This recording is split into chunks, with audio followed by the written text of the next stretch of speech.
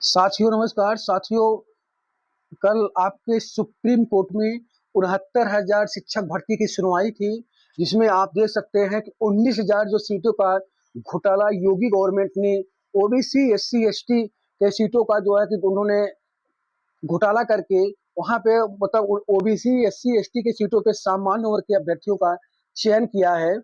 उससे देखकर आप जो है कि सुप्रीम कोर्ट ने फटकार लगाई है यूपी सरकार को प्रस्ताव के क्रियान्वयन के लिए मिला 6 हफ्ते का समय।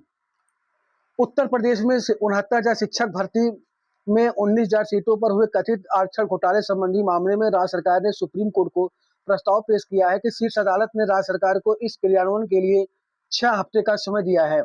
जस्टिस दीपांकर दत्ता और जस्टिस एजी मसीह की पीठ के समक्ष मंगलवार को हुई संक्षिप्त सुनवाई में यूपी सरकार की ओर से पेश हुई additional solicitor general Aishwarya Bhati ने बताया कि इलाहाबाद हाई कोर्ट की लखनऊ खंडपीठ ने 13 अगस्त 2024 के आदेश के अनुसार भर्ती की लिस्ट को बेसिक शिक्षा नियमावली 1981 तथा आरक्षण नियमावली 1994 के तहत मूल चयन सूची के रूप में कोर्ट में पेश किया जाएगा। भाटी ने कहा कि राज्य सरकार को यह करने के लिए 6 हफ्ते का समय दिया जाए ताकि पारदर्शी मूल चयन सूची सुप्रीम कोर्ट में पेश किया जा सके।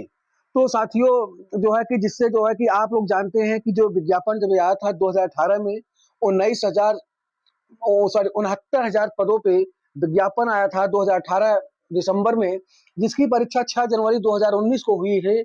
और जब परीक्षा हुई थी तभी जो है कि ये वैकेंसी तमाम सवालों के घेरे में उठी और योगी आदित्यनाथ जो है कि इसमें टस से मस नहीं हुए।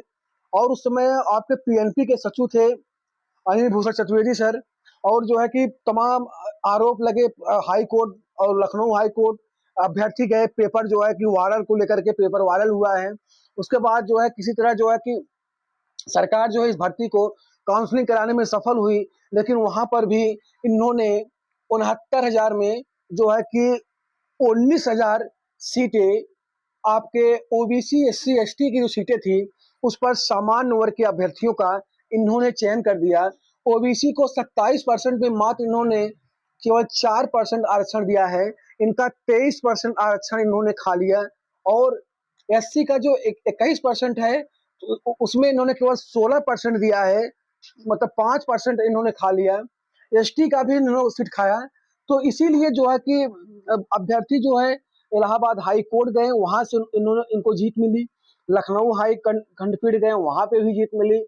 अब सुप्रीम कोर्ट भी गए, सुप्रीम कोर्ट में भी जीत मिली है। लेकिन राज्य सरकार करेगी मतलब भर्ती सही से नहीं करेगी।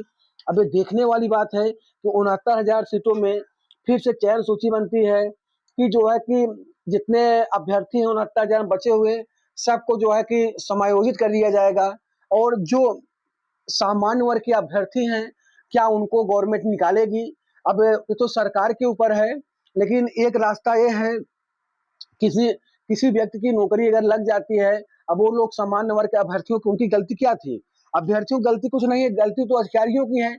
अधिकारी इतने भ्रष्ट जो थे, जब वो चयन सूची बना रहे तो उनको सोचना चाहिए कि हम सूची बना रहे हैं, बाद में विवाद होगा।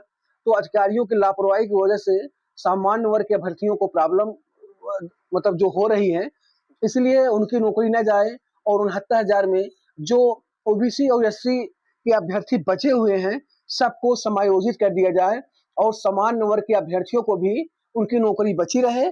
और ओबीसी एससी के जो अभ्यर्थी 69,000 में पास हैं अपने कैटेगरी में, उनको जो है समायोजित करके उनको भी नौकरी पे रखा जाए। यही हम लोगों की राय है और माननीय सुप्रीम कोर्ट को भी यही आदेश देना चाहिए। बहुत बहुत धन्यवाद।